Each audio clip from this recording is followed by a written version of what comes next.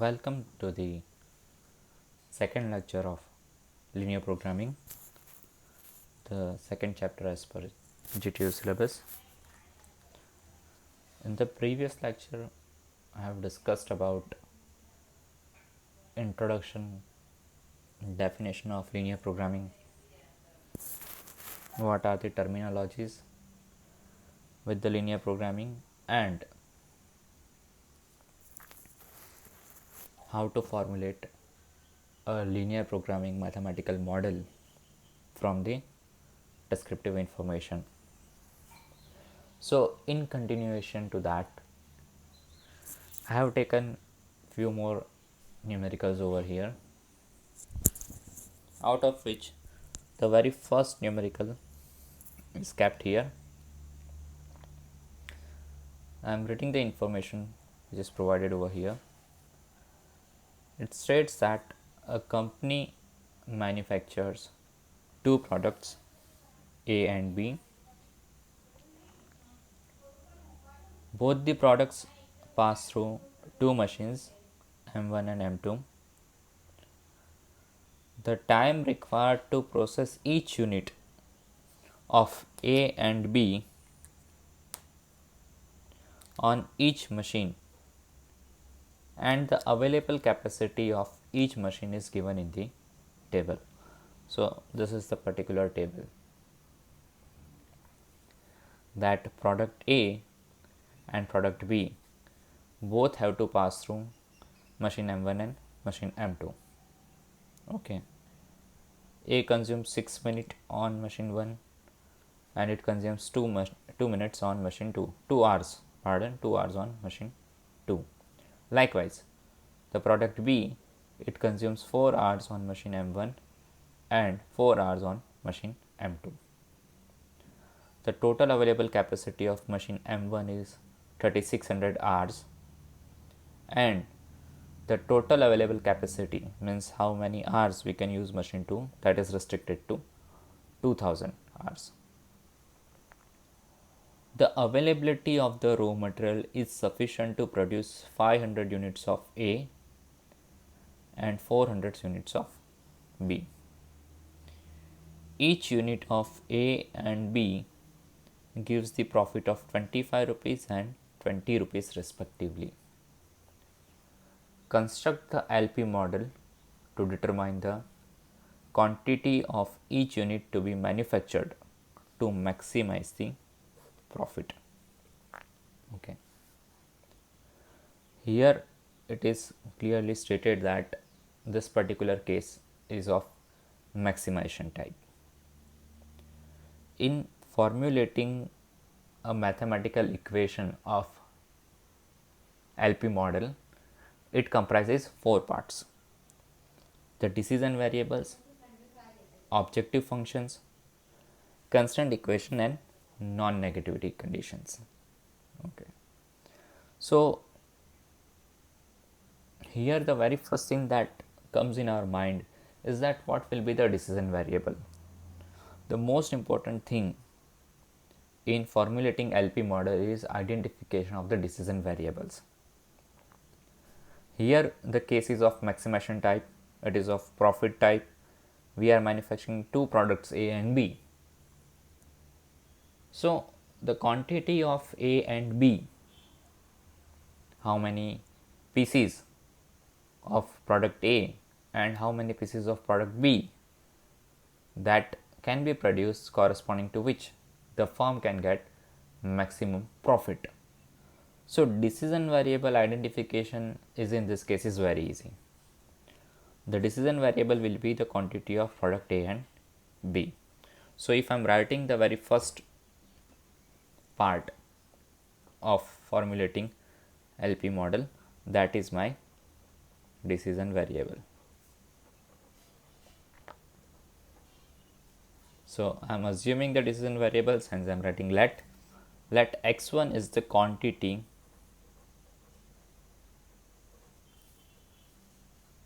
manufactured of product A. Okay, x1 is the quantity manufactured of product A, and x2 is the quantity manufactured of B.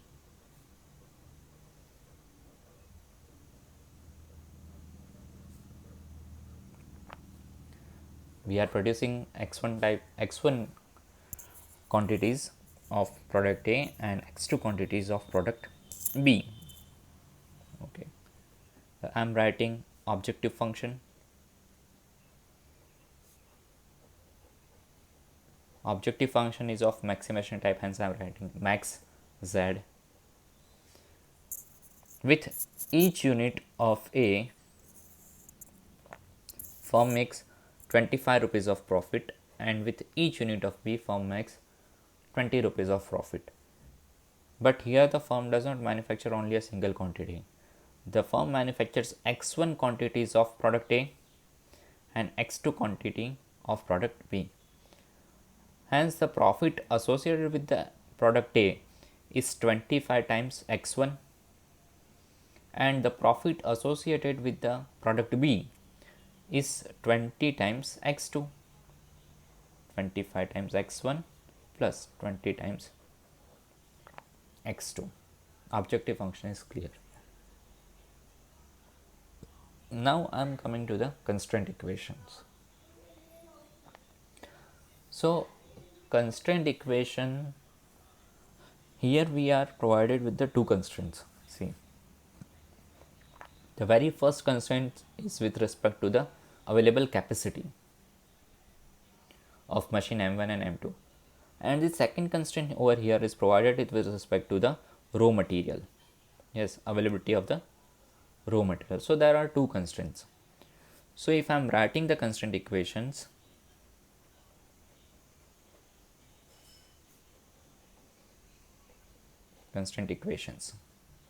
so very first I try to write the constraint equations of the available capacity.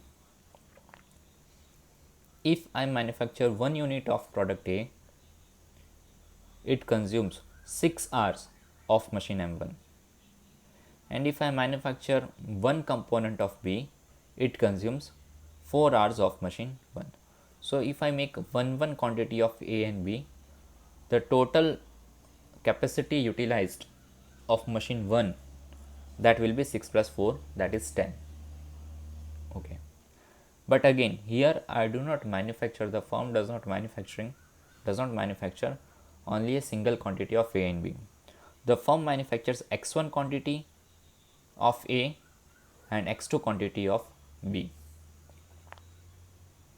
So the equation can be written very easily in this form, that 6 times x1, okay, plus 4 times x2 should be less than or equals to 3600. Okay, so 6x1 plus 4x2 is less than equals to 3600. Very easy to write this constraint equation. Likewise for machine M2, this one for machine M1. For machine M2, it will be like this: 2x1 plus 4x2 is less than equals to 2000, machine M2. Constraint equation with respect to the available capacity in terms of hours are solved here. Now coming over here, the availability of material is sufficient to produce 500 units of A and 400 units of B. Means the available raw material can manufacture only 500 units of A. It means the quantity of product A cannot be increased further beyond 500 limits. Means x1 products must be less than equals to 500, because beyond that the firm is out of raw material. Firm does not have any raw material so that it can manufacture beyond the 500 quantities. Likewise x2 is less than equals to 400. These two are raw material constraint equations. So constraint equations are done here. What is last part? That is non-negativity condition.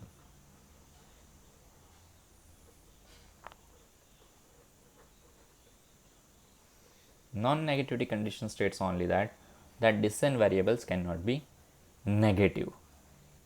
It means the product A and B cannot be manufactured in a negative number. It can be 0, it can be positive. It means x1 should be greater than or equals to 0 and x2 should be greater than or equals to 0. This is the solution of formulation of mathematical equation for linear programming. I expect now the basics is revised again. Moving to the one more theory part, that is related assumptions in linear programming. There are 5 assumptions which I have mentioned here. The very first assumption is that a single objective function is considered for the study. The objective function we have seen in the previous numericals, that we write only a single objective function, that either we try to maximize one parameter or we try to minimize the parameter, that's it. Only a single objective function is considered. But in real life situation, it may happen that multi-objective functions are required to be optimized. What is a multi-objective functions? For example, in a turning operation, if you try to maximize the material removal rate MRR, that is mm cube per second or mm cube per minute, if you try to maximize this particular parameter, material removal rate, so corresponding to that, the surface roughness, the value of RA parameter, that is in micrometer, it increases. Okay, means rough surface is generated. So if you try to maximize the MRR, corresponding to that, the surface finish of the product will be deteriorated. So in such case, it is essential for us that we require to strike a balance between a MRR and surface roughness or surface finish. So those type of problems are not considered in a linear programming. Only a single objective function is considered for the study. The relationship expressed by the objective function in the decision variable is linear. Okay. This was discussed in the first lecture as well, that if the objective function is 20 times x1 plus 40 times x2, if I am taking the one quantity of x1 and x2, so whatever the profit I will be getting, if I am taking the two quantity of x1 and x2 in the same equation, so the maximization profit will be double. Yes, it means that it holds a linear relationship between the decision variable and objective function. If you keep on increasing the value of decision variable corresponding to that in a linear function, the value of your objective function increases. So it assumes the relationship is linear. Second, objective function has to be a specific. It is clearly expressed either in terms of maximization or minimization type. Means objective functions many a times we are having of qualitative type and quantitative type. What is qualitative type objective function? If you read the vision and mission statements of all the organizations, that the firm strives to produce the excellent quality. So that is a qualitative objective function. But that objective function does not work here. The objective function has to be clearly specified in quantitative terms, and it has only two options. Okay, that either you can maximize that particular quantity or you may minimize that quantity. Third assumption. In linear programming, all the coefficients and the constraints are stated with the certainty. They do not change while the study. It states that objective function, the coefficient and the constraints which we write, they comes with the certainty that in the previous numerical it was stated that the availability of raw material is sufficient that it can produce 500 units of A. So that we have assumed that it is certainly the 500 quantity, the raw material is available enough that we can manufacture 500 quantity. That is stated with the certainty. We have not assumed, we have not considered that the quality of raw material may be of degraded type. There may be a loss of raw material while handling. There may be a spillage of raw material, there may be a wastage of raw material, there may be a rework, there may be a rejection. So all these things with respect to the raw material is not considered. Okay. And even if it is considered, it is stated with the certainty that the raw material is available enough to manufacture at least 500 pieces.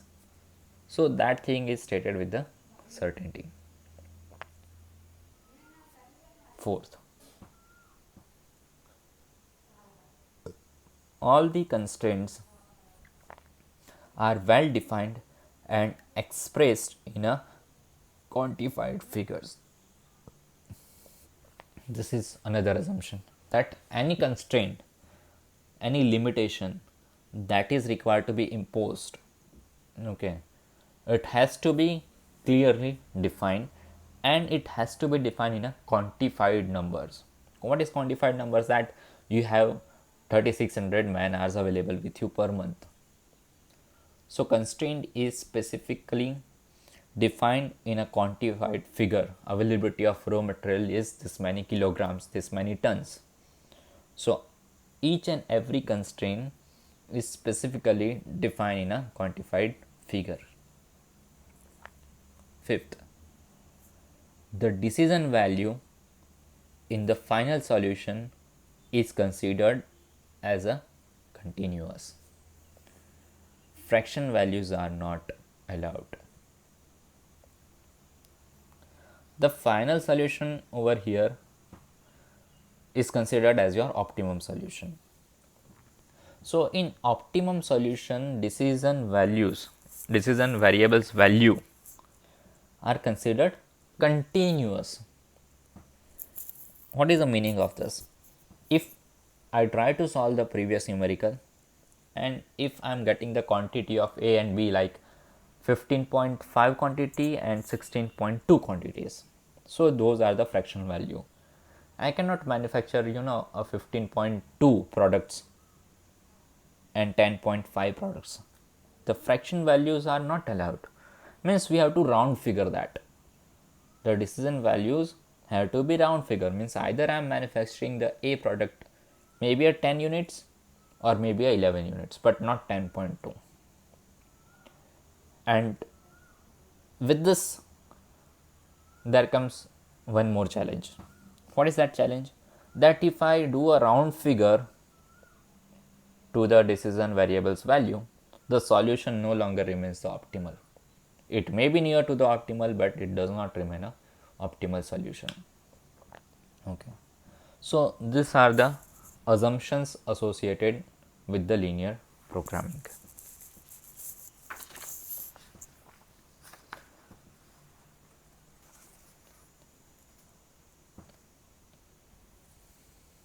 Moving forward,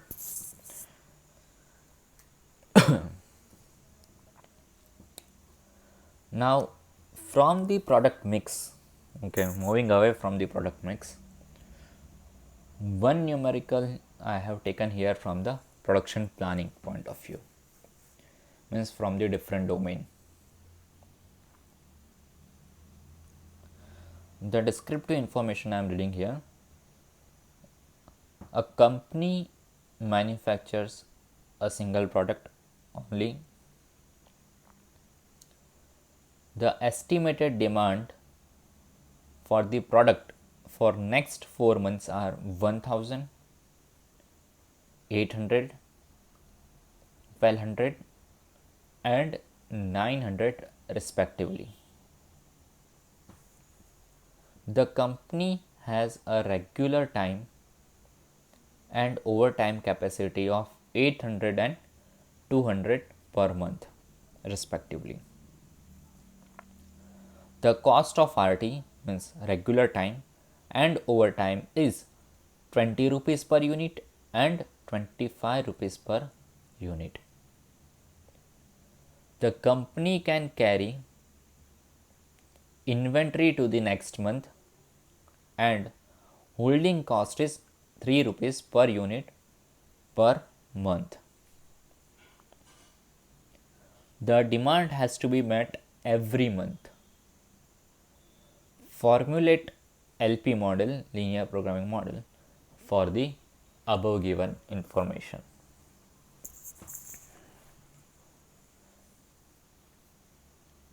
We must have a clear vision related to our production planning. Generally, this demand is mentioned over here.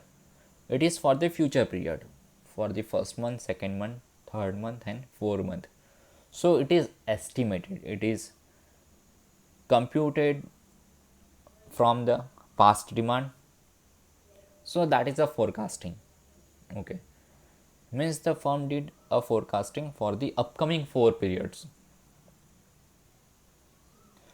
And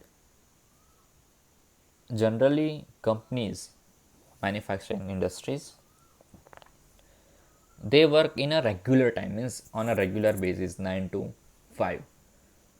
And even if they are not capable enough to meet the demand, they run the overtime, means per day maybe a 2 hours or 3 hours extra. So this is what we have: a regular time capacity and overtime capacity.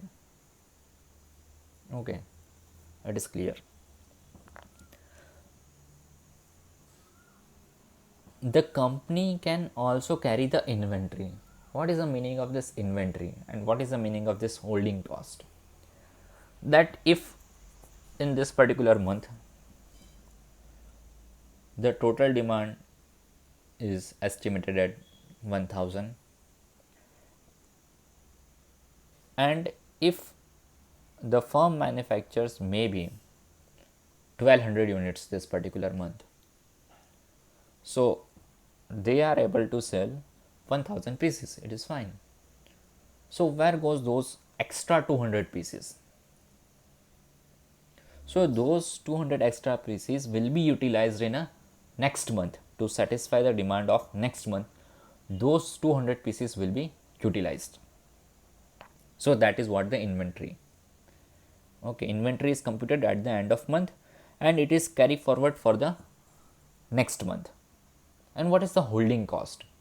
That if I am storing those 200 pieces, okay, so the storing cost, the cost of the warehouse, the cost of cleanliness, the cost of maybe if it is a fragile product, the cost of ventilation, the air conditioning system, the cleaning system, okay, that is referred as a holding cost.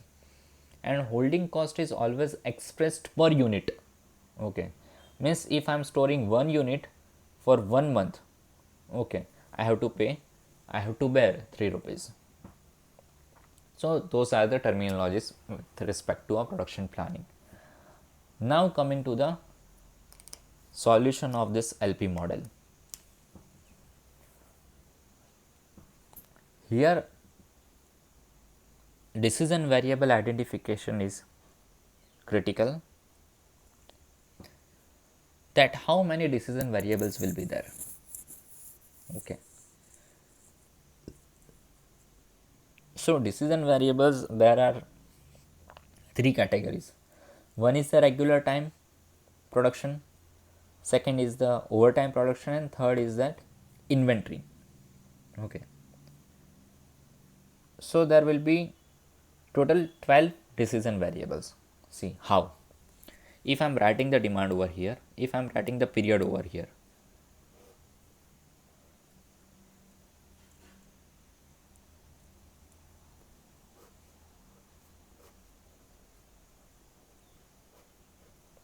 okay, for the first period demand is 1000,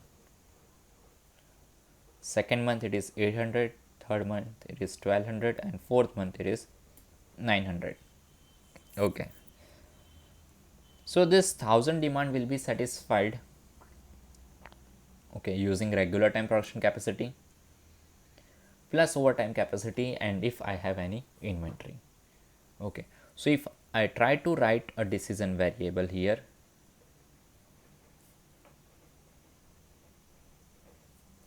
so I'm writing here let x1, x2, x3 and x4, okay, x1, x2, x3 and x4 are the regular time, are the regular time products manufactured for the period 1, 2, 3 and 4 respectively. Yes, 800 is the maximum regular time capacity. Okay, so x1 is that in the first month how much production is carried out using a regular time, x2 is for the second month, x3 is for the third month, and x4 is the for the fourth month. So we have 4 decision variables with respect to a regular time production capacity. So I can write it in this way that xi is the regular time capacity for the ith month, where I is 1, 2, 3, 4. Okay, it may be written in this way. Likewise, yi, now I am directly writing in the ith form. Yi is the overtime capacity for the ith month. What is I is again 1, 2, 3 and 4. And likewise, capital I is the inventory at the end of ith month. Okay, I is the inventory at the end of ith month. I is 1, 2, 3, 4. Okay, this is clear that I have total 3 domains, and is this 3 domains I have 4 variables in each. So total I have 12 variables. Now if I write the objective function, what is my objective function? Is it of maximization type or minimization type? That here cost are given. See, the cost of regular time, overtime, the cost of inventory. So the cost is always associated with the minimization type, that I have to identify the combination of regular time, overtime and inventory, combination of these 3 in such a way that the total manufacturing cost should be minimum. So my objective function is of minimization type, min z. What is the cost of regular time? It is 20 rupees. So 20 rupees for all 4 months. So I am writing in this way, summation of xi's. I is from 1 to 4. 20 for each unit for 4 months. So 20 into summation of xi's plus 25 into summation of yi's. I is standing from 1 to 4 plus 3 rupees for every inventory.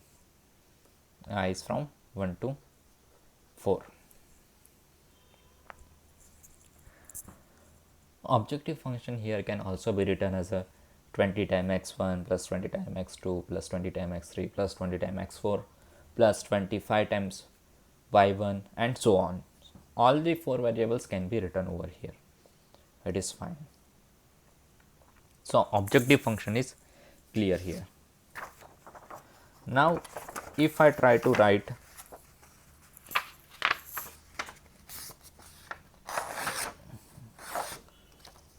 the constraint equation here, okay, the constraint equation.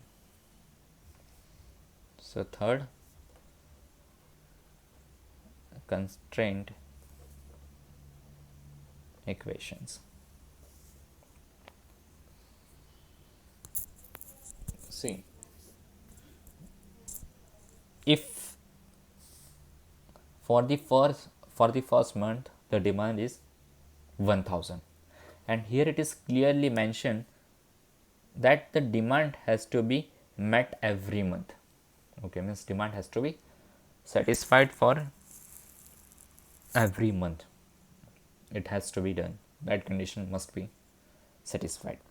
So if I write a constraint equation for the first month, so for the first month, using a regular time capacity, firm is manufacturing x1 quantities. Using a overtime, firm manufactures y1 quantity. This is for the first month. Okay. Plus whatever the residual at the end of 0th month that I have, the company has, that is I0. Yes, I0 is the inventory from the 0th month, if it is there. As such, in this information, in this particular problem statement, descriptive information, this particular part is not given, but I have taken it over here that for the 0th month inventory is I0. It means from the previous period it is I0. In this month, for the first month, using a regular time capacity, I am manufacturing x1 quantity. Using overtime, I am manufacturing y1 quantity. This has to be a greater than 1000. This has to be a greater than 1000. Is it correct? Yes. Inventory from the 0th month, a regular time capacity from the first month, overtime capacity from the first month, summation of these three must be greater than 1000 because the demand has to be satisfied.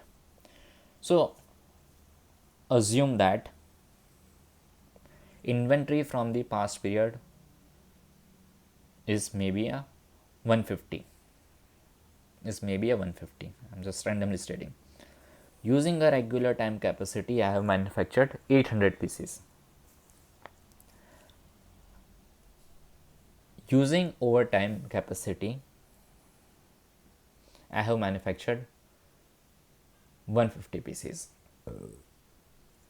So how many total production is 800 plus 150 plus 150?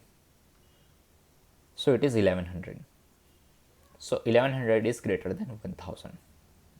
Yes. So what is the residual? That I have manufactured extra 100 pieces. I have manufactured extra 100 pieces. So I am keeping extra 100 pieces at the end of first month. So this will be utilized for the second month. So instead of writing this equation this way, equation can also be written in this way, that x1 plus y1 plus I0 equals to 1000 plus I1. Yes, it is written in this way, 800 plus 150 plus 150, this is 1100, equals to 1000 plus 100 inventory at the end of first month. Okay, so the equation should be written in this way because we have to consider inventory as well. Now moving for the second month.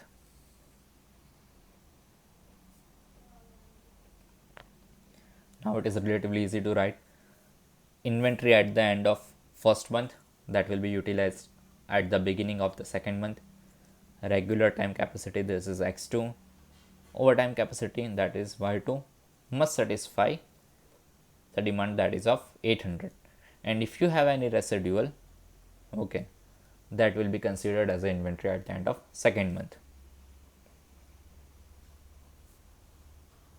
For the third month, that is I2 plus x3 plus y3 equals to 1200 plus I3. And for the fourth month, equation is I3 plus x4 plus y4 equals to 900 plus I4, that will be utilized at the beginning of fifth month. Yes, so constant equation is written over here. Last part, that is non-negativity conditions.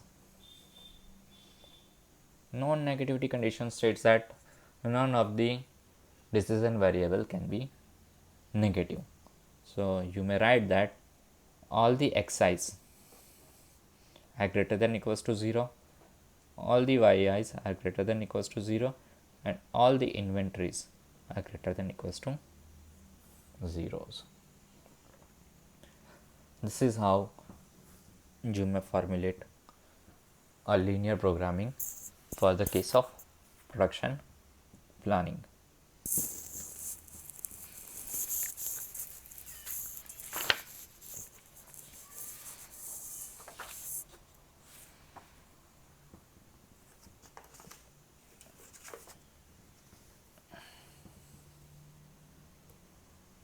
Next numerical.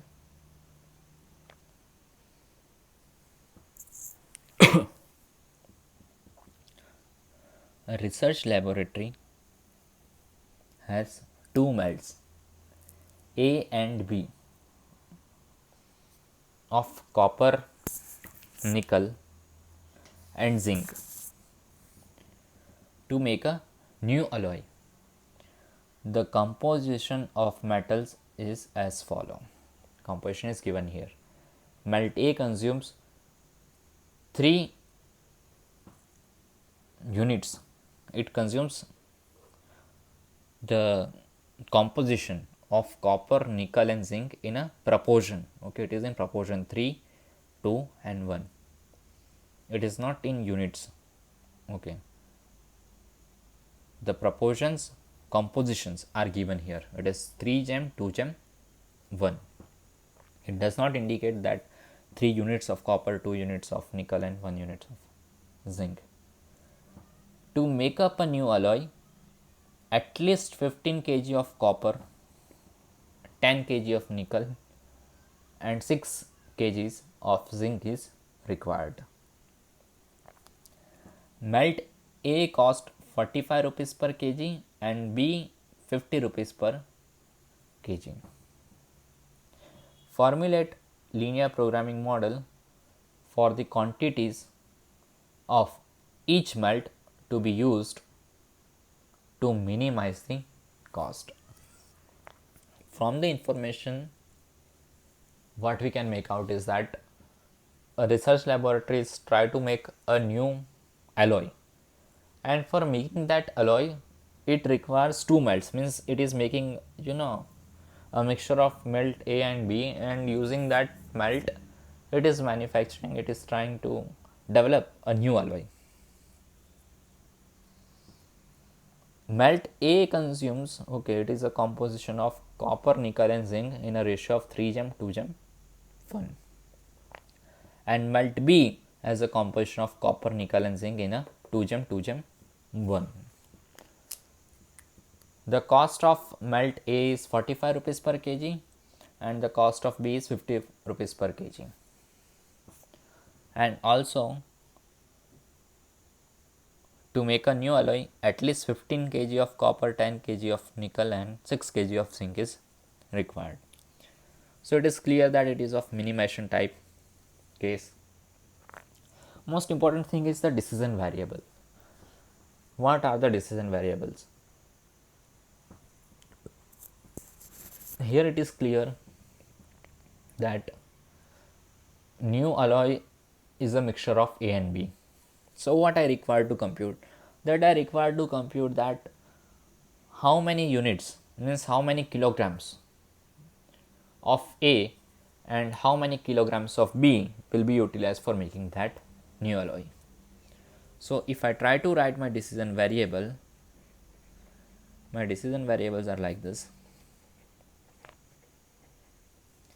Let x1 is the quantity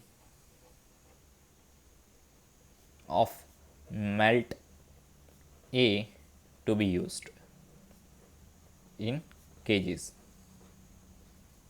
Quantity of melt A to be used for making a new alloy in kilograms, and x2 is the quantity of melt B to be used in kilograms. What is the objective function?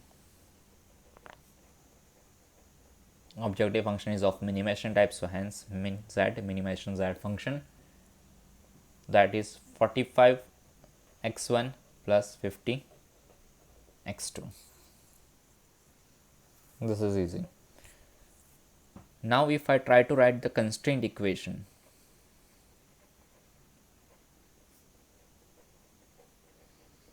constraint equations, how to write a constraint equation? That constraint equation have to be written in the form of composition of copper, nickel and zinc. To make a new alloy, at least 15 kg of copper is required. See, 15 kg of copper is required. How much copper is used in melt A and how much copper is used in melt B? It is not given. It is given in the form of composition 3 gem, 2 gem, 1. Yes. So if I make 1 kg of melt A, in that the proportion of copper, nickel and zinc is 3 gem, 2 gem, 1. Yes. So what is the proportion of copper in that? In 1 kg melt of A, what is the proportion of copper? So how to write that? See, if I write in this way table, that melt A, here is copper, nickel and zinc. So it is 3 gem, 2 gem, 1, 3, 2, 1. So total is 3 plus 2 plus 1, that is 6. And for B it is 2, 2, 1, that is 5. Okay. So out of total 6 proportions, the copper consumes 3, means it is 50%. In 1 kg of melt A, there is 50% of copper, means 500 grams of copper is there. Okay. So in terms of kilograms, I require to write the constraint equation, because here the copper is given in the form of kilograms, not in proportions. Okay. So in melt A, the copper in kilograms is 3/6, and in melt B, the copper in kilograms is 2/5, because this is a composition, here it is given in kilograms. The nickel likewise in melt A, it has 2/6 kilograms proportion, means 1/3. Here it is 2/5 in a B, and zinc has 1/6 and 1/5 kilograms proportion in A and B respectively. Yes, the availability of copper, now it is in kgs. Okay, now all these forms are in kgs. The copper is available in 15 kilograms, nickel 10 kilograms, and zinc is 6 kilograms. Okay, at least, okay, at least is required. So if I write a constraint equation for copper, so it is 3 by 6 x1. Okay, in 1 kilogram of melt A, the copper is 3 by 6. We are not making 1 kg, we are making x1 kgs. Hence 3 by 6 x1 plus 2 by 6 x2 plus 1 by 6 x 3 by 6. Okay, pardon, I made a mistake here.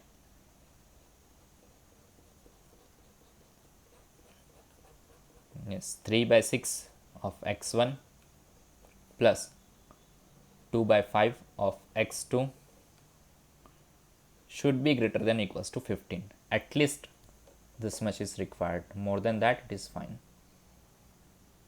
Then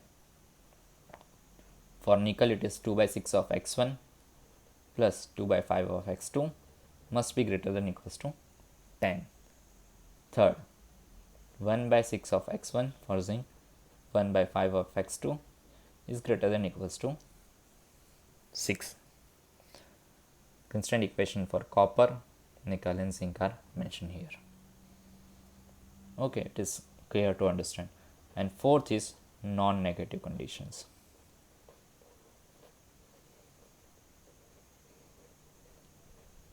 Non-negative condition states that x1 and x2 should be greater than 0 only. This is how you may solve the problem related to the composition.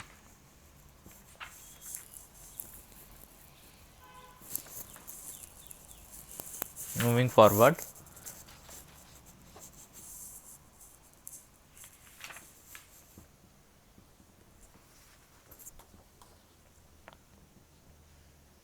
yes, this is the numerical.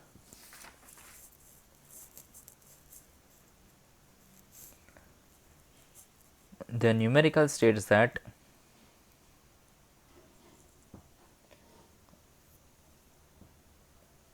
the XYZ company manufactures two different types of products, A and B. This one is for your homework. You may try to solve this at your own. Okay, it manufactures two products, A and B. Each product is processed by casting, machining and inspection. The capacities of the departments are limited to 45 hours, 35 hours and 30 hours per week respectively. Okay, for casting, machining and inspection, dedicated hours are 45, 35 and 30 respectively. Product A requires 10 hours in casting department, 12 hours in machining and 6 hours in inspection. And B requires 7 hours, 6 hours and 8 hours respectively in these three department. The profit contribution of A and B is 50 rupees and 40 rupees respectively. Formulate the LP problem. Here there are two variables only, and I am expecting that now you are capable enough that you may solve this particular problem. So we resume here for second lecture. We'll begin with the third lecture, and in that I'll show the solution of this.